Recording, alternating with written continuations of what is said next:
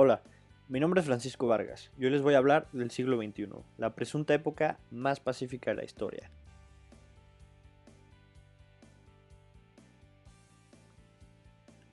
La Organización de Naciones Unidas, mejor conocida como la ONU, concluyó en su reporte sobre evolución humana del 2013 que vivimos en la época más pacífica de la historia. Steven Pinker, uno de los psicólogos contemporáneos sobre evolución humana más importantes del mundo, piensa lo mismo.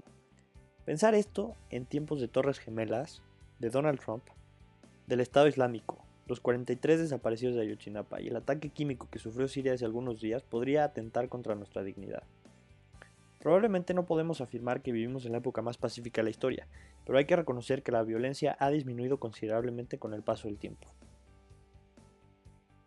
¿Por qué digo esto? Hablemos primero de las guerras. Antes de Cristo, las guerras normalmente se desataban por conflictos entre imperios y tenían como finalidad ganar territorio y aumentar el poder del imperio. Las flechas, las espadas y las lanzas jugaban un papel muy importante en estas guerras, y tenemos como ejemplo las guerras púnicas, las guerras de Cimbria, las guerras sociales, las guerras midiáticas y las vísperas asiáticas. Estas guerras normalmente involucran a los romanos. Después pasamos a las guerras de la Edad Medieval, que generalmente eran guerras entre reinos. Sí, como de película, dos reyes peleando supuestamente por alguna causa noble. Es en esta época histórica en donde encontramos también las famosas cruzadas, que son las guerras en nombre de la religión. En la edad contemporánea pasamos a las guerras civiles, empezando por la Revolución Francesa y todas las demás revoluciones e independencias que le siguieron. Es también en esta época histórica en la que empiezan las guerras entre naciones y en donde se empiezan a usar armas de fuego, como tanques, como cañones y como pistolas. Es también en esta época histórica en donde se registra la Primera y la Segunda Guerra Mundial, así como el genocidio más grande de la historia y también la creación de la bomba atómica. Sin embargo, hoy nos enfrentamos a un nuevo tipo de conflicto, la guerra por el terrorismo. La gran problemática que engloba este conflicto es que ni hay una declaración formal de guerra, ni tampoco hay un territorio físico que esté atacando, por lo cual puede suceder de manera inesperada y espontánea, causando una enorme confusión en cómo contraatacar. Entonces, todas las demás guerras son cosa del pasado, no en todos los casos, pero sí podemos descartar las guerras entre reinos y las guerras entre imperios. Tampoco podemos comparar la cantidad de revoluciones o de guerras entre naciones que había en ese tiempo con las que hay ahorita.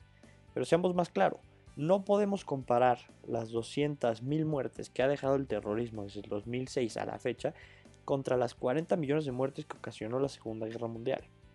¿Es la guerra lo único que fomenta la violencia? Por supuesto que no, demos algunos otros ejemplos.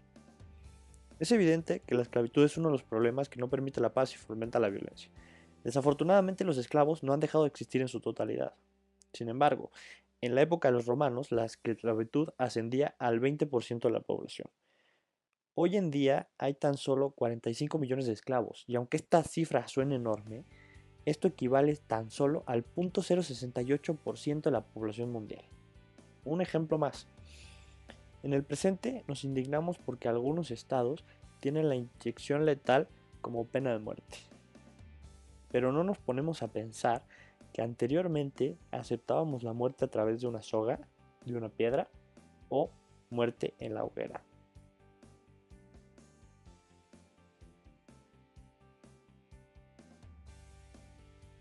Entonces, ¿por qué no lo sentimos así? Yo creo que los medios actuales son mucho más eficientes para hacer noticias que los sacerdotes del siglo XX.